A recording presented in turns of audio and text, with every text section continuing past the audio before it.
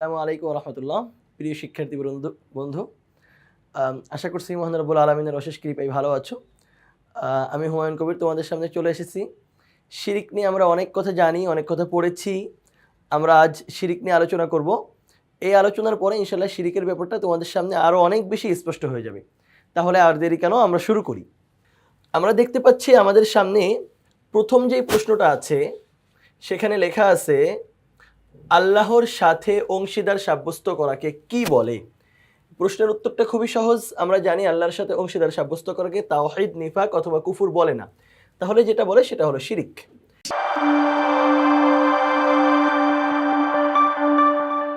কোন শব্দের অর্থ একাধিক উপাস্যে বিশ্বাস করা? কুফুর, নিফাক অথবা ফিস্ক এগুলোর অর্থ একাধিক উপাস্যে বিশ্বাস করা না। তাহলে একাধিক অর্থে উপাস্যে বিশ্বাস করা কোন শব্দের অর্থ? অবশ্যই শিরিক। এরপরে দেখি 81 নম্বর প্রশ্ন আমাদের সামনে আছে, তাওহীদের বিপরীত কি? নিফাক, কুফুর অথবা ফিস্ক তাওহীদের বিপরীত না। তাহলে অবশ্যই তাওহীদের বিপরীত হলো শিরিক। শিরিকের বিপরীত কি? শিরিকের বিপরীত হলো ঈমান, তাওহীদ, আখিরাত নাকি ইসলাম? শিরিকের বিপরীত অবশ্যই তাওহীদ, কারণ তাওহীদ শব্দের অর্থ একত্ববাদ, আর শিরিক শব্দের অর্থ হলো বহু খোদায় বিশ্বাসী। তাহলে তাওহীদ অর্থ একত্ববাদ, সুতরাং ঈমান, ইসলাম, আখিরাত এই তিনটার কোনোটাই সঠিক নয়। সঠিক হবে হলো খ, তাওহীদ। এরপরে আমরা চলে যাব 83 নম্বর প্রশ্ন। 83 নম্বর প্রশ্নে আমাদের সামনে দেখো লেখা আছে, সূরা আল ইখলাসের প্রথম আয়াত দ্বারা আল্লাহ তাআলা খণ্ডন করেছেন। খণ্ডন করা মানে একটা বিষয় সাব্যস্ত থেকে তার বিপরীত করা। তো এখানে আল্লাহ তাআলা সূরা ইখলাসের প্রথম আয়াত, আমরা জানি সূরা ইখলাসের প্রথম আয়াত হলো কুল হুয়াল্লাহু আহাদ। তো কুল হুয়াল্লাহু আহাদ এই আয়াতে আল্লাহ তাআলা কোন বিষয়টা খণ্ডন করেছেন?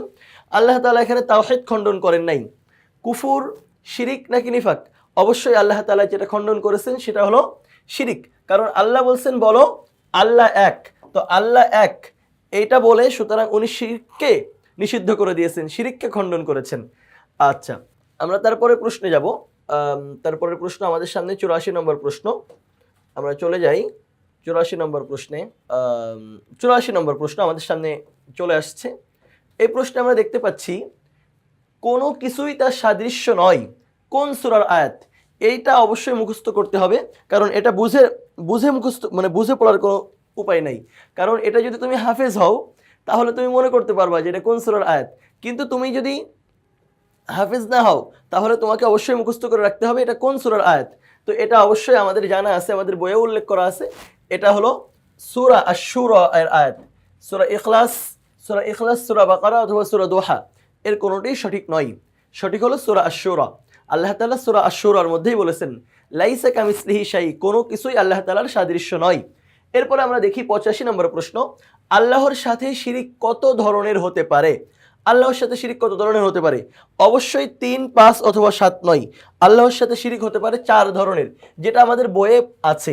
এটা আমাদের শুধু বহু নির্বাচনী প্রশ্নের মধ্যে লাগবে এমন না, এটা আমাদের সংক্ষিপ্ত প্রশ্নেও আসতে পারে বা সৃজনশীলের কোনো জায়গায় চলে আসতে পারে। সুতরাং এটা আমাদের অবশ্যই মুখস্থ রাখতে হবে। এটা কিন্তু খুবই গুরুত্বপূর্ণ একটা জায়গা যে আল্লাহর সাথে শিরিক কত ধরনের হতে পারে। 4 ধরনের হতে পারে। পৃথিবীর সকল প্রকার জুলুমের মধ্যে সবচেয়ে বড় জুলুম কোনটি?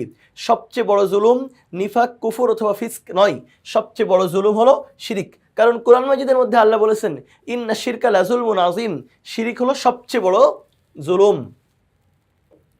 এরপর আমরা চলে যাই 87 নম্বর প্রশ্নে। এই প্রশ্ন আমাদের সামনে এখানে বলা হচ্ছে শিরিককে সর্বাপেক্ষা বড় জুলুম কে বলেছেন? এটা কোরআন মাজিদের আয়াত। তো কোরআন মাজিদের আয়াত যদি হয় তাহলে অবশ্যই আমরা বলতে পারি শিরককে সবচেয়ে বড় জুলুম যিনি বলেছেন তিনি হলেন আল্লাহ তাআলা, কারণ কোরআন মাজিদের কথাগুলো তো আল্লাহ তাআলারই কথা। তাহলে শিরককে সবচেয়ে বড় জুলুম বলেছেন আল্লাহ তাআলা। চরম জুলুম কোনটি? চরম জুলুম শিরিক। কুফুর, নিফাক অথবা ফিতনা এগুলোও তো জুলুম, এগুলোও তো অন্যায় অপরাধ, কিন্তু শিরিক চরম পর্যায়ের জুলুম। নিশ্চয়ই শিরিক চরম জুলুম। কোন সূরার আয়াত? এটা সূরা মাইদা, সূরা নিসা অথবা সূরা শুরার আয়াত না, এটা হলো সূরা লোকমানের আয়াত। এরপরে আমরা চলে যাব 90 নম্বর প্রশ্ন। এখানে আমাদেরকে প্রশ্ন করা হচ্ছে নিশ্চয় শিরিক চরম জুলুম। কে বলেছেন নিশ্চয় শিরিক চরম জুলুম? এটা বলেছেন আল্লাহ তাআলা। আল্লাহ তাআলা কোন অপরাধ ক্ষমা করবেন না? শিরিক, নিফাক, কুফুর নাকি ফাসাদ? কুরআন মাজিদের মধ্যে আয়াত আসছে, ইন্নাল্লাহা লা ইয়াগফিরু আন ইউশরাকা বিহি ওয়া ইয়াগফিরু মা দুনা যালিকা লিমান ইয়াশা। আল্লাহ তাআলা সব অপরাধ ক্ষমা করে দিলেও শিরিক ক্ষমা করবেন না। তো আমরা দেখি এখানে শিরিক কোন পয়েন্টে আছে? শিরিক আছে ক। তাহলে এর উত্তর হবে ক, আল্লাহ শিরিক ক্ষমা করবেন না। কোনটি ক্ষমার অযোগ্য অপরাধ? কুফুর, ফিতনা, নিফাক নাকি শিরিক? অবশ্যই শিরিক ক্ষমার অযোগ্য অপরাধ। আমরা শিরিক থেকে বেঁচে থাকবো। শিরিক হলো সবচেয়ে ভয়াবহ অপরাধ। আল্লাহর কাছে সবচেয়ে ভয়াবহ অপরাধ হলো শিরিক। শিরিক করার অপরাধ কি? অমার্জনীয়। অমার্জনীয় মানে যেটা ক্ষমা করা যায় না, ক্ষমার যোগ্য মানে যেটা ক্ষমা করা যায়, ক্ষমার অযোগ্য যেটা ক্ষমা করা যায় না। বড় ধরনের অপরাধ, বড় ধরনের অপরাধ তো এমন অনেক বড় অপরাধ আছে যেটা ক্ষমা করা যায়, কিন্তু শিরিক তো ক্ষমার অযোগ্য, অমার্জনীয়। তাহলে এই প্রশ্নের উত্তর আমরা কোনটা বাছাই করতে পারি? অবশ্যই এই প্রশ্নের উত্তরে আমরা যেটা বাছাই করব সেটা হলো ক্ষমার অযোগ্য, শিরিক ক্ষমা করা যায় না। তাওহীদবাদী হতে হলে আমাদিগকে সর্বাগ্রে কোনটি বর্জন করতে হবে? আগে আমাকে বুঝতে হবে তাওহীদবাদী শব্দের অর্থ কি। তাওহীদবাদী শব্দের অর্থ হলো এক আল্লাহ বিশ্বাস করা। তো এক আল্লাহ যদি আমরা বিশ্বাস করতে চাই, তাহলে সবার আগে আমাদেরকে কোনটা বর্জন করতে হবে, কোনটা আমাদের থেকে ফেলে দিতে হবে? এক আল্লাহ বিশ্বাস করতে হলে সবার আগে আমাদেরকে যেটা অর্জন করতে হবে, সেটা মানে বর্জন করতে হবে, সেটা অবশ্যই শিরিক, বহু খোদার বিশ্বাস। তো আমরা দেখি এখানে কোনটায় আছে, আমরা দেখতে পাচ্ছি এখানে খ নম্বরে আছে। সুতরাং এই প্রশ্নের উত্তর হবে নিফাক, কুফুর অথবা ফিস্ক না, এই প্রশ্নের উত্তর হবে শিরিক। কোনটি ঈমানের পরিপন্থী? ঈমানের পরিপন্থী তাকদীর, আখিরাত, শিরিক নাকি নবুয়ত? তাকদীর তো ঈমানের পরিপন্থী না, বরং তাকদীর ঈমানে বিশ্বাস, ঈমান আনতে হলে তাকদীরে বিশ্বাস করতে হয়, ঈমান আনতে হলে আখিরাতে বিশ্বাস করতে হয়, নবুয়তে বিশ্বাস করতে হয়। তাহলে ঈমানের পরিপন্থী জিনিস কোনটা? ঈমানের পরিপন্থী জিনিস হলো অবশ্যই খ, সেটা হলো শিরিক। আমরা 95টা পড়ে ফেললাম। এরপর আমরা দেখি 96 নম্বর প্রশ্নে আমাদের সামনে কি আসছে। 96 নম্বর এবং 97 নম্বর প্রশ্নের উত্তর আমাদেরকে যদি দিতে হয়, তাহলে আমাদেরকে একটা উদ্দীপক পড়তে হবে।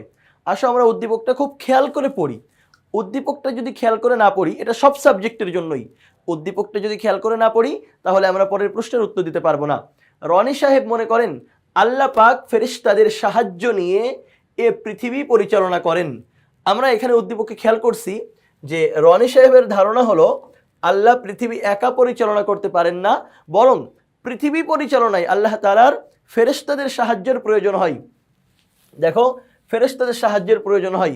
আমরা সূরা ইখলাস পড়েছি, সূরা ইখলাসের মধ্যে আমরা একটা আয়াত পড়েছি, আল্লাহুস সামাদ, আল্লাহ অমুখাপেক্ষী।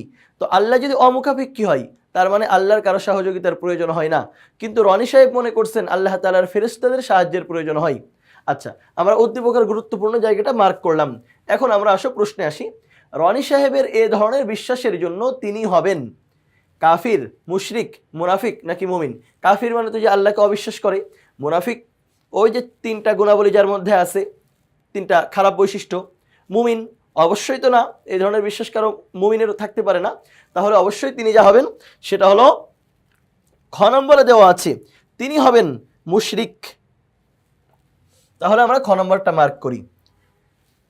এখন বলা হচ্ছে এমত অবস্থায় রনি সাহেবের করণীয় কি? এমত অবস্থায় রনি সাহেব কি করবেন? পুনরায় ঈমান আনা, আর কখনো এরূপ না করার শপথ নেওয়া, খাঁটি অন্তরে তওবা করা। রনি সাহেবকে আবার যদি মুমিন হইতে হয় তাহলে তিনটাই করতে হবে। পুনরায় ঈমানও আনতে হবে, আর কখনো এরূপ না করার শপথও নিতে হবে, খাঁটি অন্তরে তওবা করতে হবে। আমরা দেখি যে তিনটাই কোন পয়েন্টে আছে। আমরা দেখতে পাচ্ছি তিনটা আছে ঘ নম্বরে। সুতরাং আমাদের এই প্রশ্নের সঠিক উত্তর হলো ঘ। পরের প্রশ্নে আমরা চলে যাই। আমরা পরের প্রশ্নে যাই।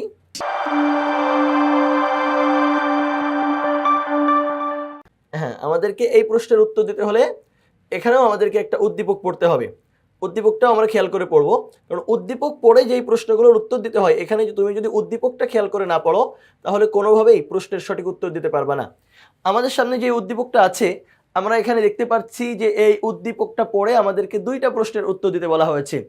জনাব জামাল নিয়মিত সম্মিলিত ইবাদত পালন করেন, কিন্তু তিনি মনে করেন মহান আল্লাহর নির্দেশ ছাড়াই ফেরেশতা ইসরাফিল আলাইহিস সালাম পৃথিবীকে সূর্যের চারদিকে ঘুরতে বাধ্য করেন।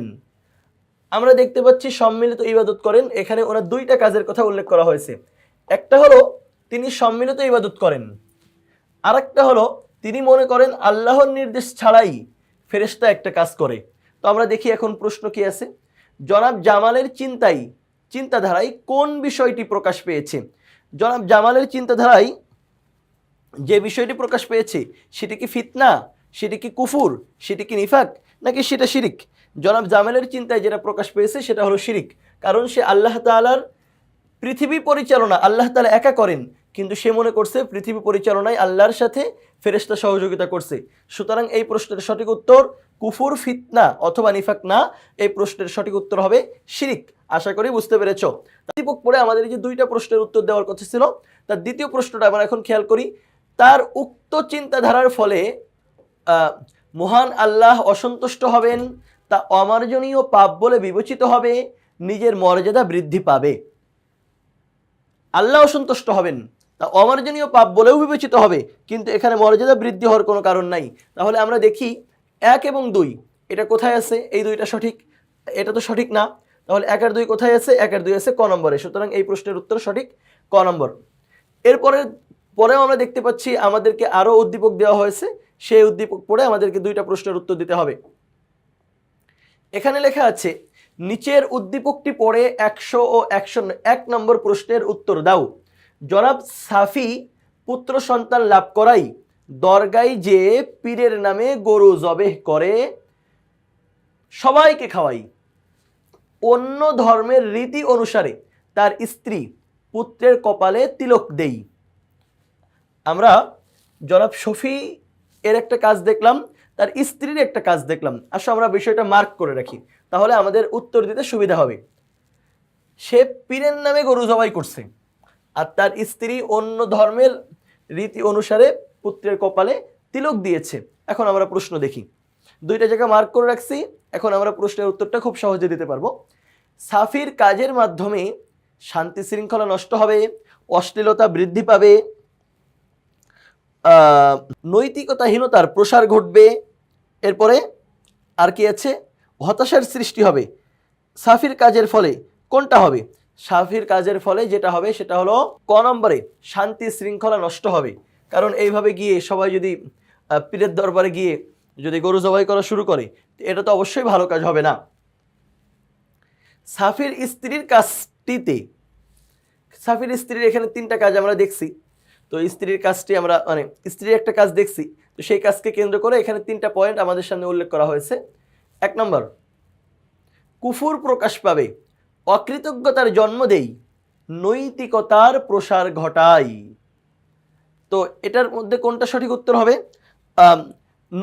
অনৈতিকতার প্রসার ঘটানো, অকৃতজ্ঞতার জন্ম দেওয়া, নাকি কুফুর প্রকাশ পাওয়া? আমরা জানি তার স্ত্রী যেটা করছে, তার স্ত্রীর কাজের মাধ্যমে 3টাই হয়।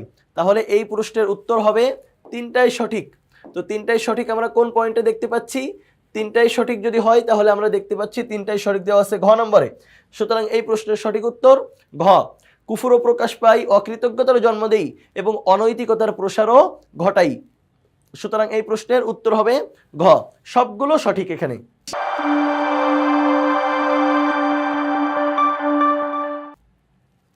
এরপরে আমরা আরো একটা উদ্দীপক পড়তে হবে এবং উদ্দীপক পড়ে আমাদেরকে আরো 2টা প্রশ্নের উত্তর দিতে হবে। দেখি সেই উদ্দীপকটা আমাদেরকে কি বলেছে। নিচের উদ্দীপকটি পড়ে 102 ও 103 নম্বর প্রশ্নের উত্তর দাও। মতলুব সাহেব মনে করেন আল্লাহ তাআলা ফেরেশতাদের সহযোগিতা নিয়ে এ মহা বিশ্বজগৎ পরিচালনা করছেন। আমরা উদ্দীপকটা একটু খেয়াল করি। মতলুব সাহেবের ধারণা অনুযায়ী আল্লাহ তাআলা পৃথিবী একা পরিচালনা করতে পারেন না, বরং তিনি ফেরেশতাদের সাহায্য নেন। জায়গাটা আমরা মার্ক করে রাখলাম। এখন দেখি যে আমাদের প্রশ্নে কি বলা হচ্ছে। মতলুব সাহেবের এ ধরনের বিশ্বাসের ফলে তাকে বলা যায় কাফির, মুনাফিক, মুশরিক নাকি ফাসিক? অবশ্যই মতলুব সাহেবের এই ধরনের কাজের ক্ষেত্রে তাকে বলতে হবে সেটা হলো মুশরিক। এরপরে 103 নম্বর প্রশ্ন আমাদের সামনে। এমত অবস্থায় মতলুব সাহেবের করণীয় কি? এমত অবস্থায় মতলুব সাহেব কি করবেন? পুনরায় ঈমান গ্রহণ করা, খাঁটি অন্তরে তওবা করা, আর কখনো অনুরূপ না করার সিদ্ধান্ত নেওয়া। মতলুব সাহেবকে তিনটাই করতে হবে, কারণ শিরিক যেহেতু করেছে তো পুনরায় ঈমান আনতে হবে। শিরিক করলে তো আর ঈমান থাকে না। তো খাঁটি অন্তরে তওবা করতে হবে, কারণ শিরিকটা ভুল হয়েছে, এবং আর কখনো এরূপ না করার সিদ্ধান্তও তাকে নিতে হবে। বারবার যদি এমন করতেই থাকে তাহলে তো হবে না। তাহলে মতলব সাহেবকে তিনটাই করতে হবে। তো তিনটাই কোন পয়েন্টে দেওয়া আছে? তিনটাই দেওয়া আছে ঘ নম্বরে। সুতরাং এই প্রশ্নের সঠিক উত্তর ঘ। আচ্ছা, এরপরে আমাদেরকে আরো একটা উদ্দীপক পড়তে হবে। নিচের উদ্দীপকটি পড়ে 104 নম্বর প্রশ্নের উত্তর দাও। রাকিবের ইসলাম সম্পর্কে ধারণা থাকা সত্ত্বেও মাজারে গেল এবং নিজের ভবিষ্যতের কল্যাণ কামনায় পীর বাবার নিকট দয়া ভিক্ষা করলো। সে ইসলাম সম্পর্কে জানে, এরপরেও মাজারে গেছে এবং পীর বাবার নিকটে সাহায্য চাইছে। এরপরেও মাজারে গেছে এবং পীর বাবার নিকটে কি চাইছে? সাহায্য চাইছে। এখন আমরা দেখি আমাদের প্রশ্নে কি বলা হচ্ছে। রাকিবের মাজারে যাওয়া পাপের কাজ, শিরকের শামিল হওয়া, নাকি তাওহীদ পরিপন্থী কাজ হওয়া? রাকিবের মাজারে যাওয়া তিনটাই পাপের কাজও হয়েছে, শিরকও হয়েছে, শিরকের শামিলও হয়েছে এবং তাওহীদ পরিপন্থী কাজও হয়েছে। সুতরাং এই প্রশ্নের সঠিক উত্তর হবে যেই পয়েন্টে তিনটাই দেওয়া আছে। আমরা দেখি কোন পয়েন্টে তিনটাই দেওয়া আছে। এই পৃষ্ঠা শেষ, মানে এই সাইড শেষ হয়ে গেছে, তাহলে আমাদের পরের সাইডে শুরুতে চলে যেতে হবে। রাকিবের কাজের ফলে রাকিবের তিনটাই আমরা দেখে আসলাম, তাহলে আমাদেরকে পরের ওখানে বেরো করে শুধু তিনটা যেই পয়েন্টে দেওয়া আছে ওখানে টিক দিয়ে দিলে আমাদের উত্তর সঠিক হয়ে যাবে ইনশাল্লাহ। নিচের কোনটি সঠিক? তো আমরা তো কোনটা সঠিক এটা আমরা আগে দেখে আসছিলাম, তাহলে এখানে সঠিক উত্তর হবে ঘ নম্বর, তিনটাই সঠিক। এখানে আমাদেরকে আরো একটা উদ্দীপক পড়তে হবে। এই উদ্দীপকটা খুবই সংক্ষিপ্ত একটা উদ্দীপক এখানে উল্লেখ করা হয়েছে যে মিনা মাজারে গিয়ে প্রার্থনা করে এবং সেজদা করে। মাজারে গিয়ে একজন ব্যক্তি, তার নাম হলো মিনা, সে প্রার্থনা করছে এবং সেজদা করছে। আচ্ছা, তো আমরা এখন প্রশ্নটা দেখি। মাজারে মৃত ব্যক্তি কোনো কিছু দান করার ক্ষমতা রাখে না। এখানেও আমাদেরকে বলা হচ্ছে যে মৃত ব্যক্তি কোনো কিছু দান করার ক্ষমতা রাখে না। এবং কেন রাখে না এটা আমাদেরকে বের করতে হবে। কারণ সে মৃত, অবশ্যই সে মৃত, এই জন্য সে কোনো কিছু করার ক্ষমতা রাখে না। এরপরে মৃত্যুর পর মানুষের সবকিছু করার ক্ষমতা থাকে না। আসলেই মৃত্যুর পর মানুষের সবকিছু করার ক্ষমতা থাকে না। সুতরাং একও সঠিক, দুইও সঠিক। সকল ক্ষমতার মালিক আল্লাহ, এটাও সঠিক। তাহলে আমরা দেখি তিনটাই সঠিক কোন পয়েন্টে দেওয়া আছে। কতে নাই, খতে নাই, গতেও নাই, আছে ঘতে। সুতরাং এই প্রশ্নের সঠিক উত্তর হবে ঘ।